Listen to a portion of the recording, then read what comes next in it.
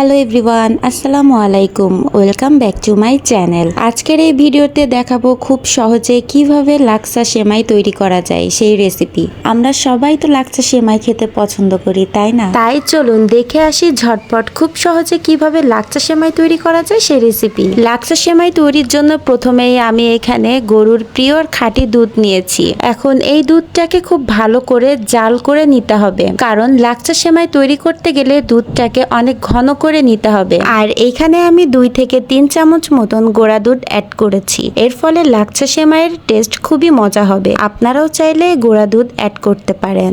এরপর আমি এর ভেতরে 4 চামচ মতো চিনি অ্যাড করেছি। চিনির পরিমাণটা আপনারা আপনাদের স্বাদ অনুযায়ী দিবেন। যদি মিষ্টি পছন্দ করেন তাহলে একটু চিনির পরিমাণ বেশি দিবেন, আর যদি মিষ্টি কম পছন্দ করেন তাহলে চিনির পরিমাণটা কম করে দিবেন। এরপর এর মধ্যে একটা তেজপাতা, 2টা এলাচ, একটা দারচিনি আর কিছু কিশমিশ দিয়েছি, আর সাথে একটু স্বাদ মতো লবণ দিয়েছি। কিশমিশটা চাইলে আপনারা পরেও দিতে পারেন। এগুলো দেওয়ার পর ঘন ঘন নাড়তে হবে। এটাকে ভালোভাবে জাল দিয়ে ঘন করে নিয়েছি। এইবার এটাকে চুলা থেকে নামিয়ে 10 থেকে 15 মিনিট মতন লো টেম্পারেচারে রেখে দিচ্ছি। এখন এই লাচ্ছা সেমাই একটা বাটিতে ঢেলে নিব। এই যে লাচ্ছা সেমাইগুলো আমি বাটিতে ঢেলে নিয়েছি। একটা জিনিস খেয়াল রাখবেন, দুধ যেন খুব বেশি গরম না থাকে, আবার একেবারে ঠান্ডাও থাকবে না, মিডিয়াম টাইপের গরম থাকবে।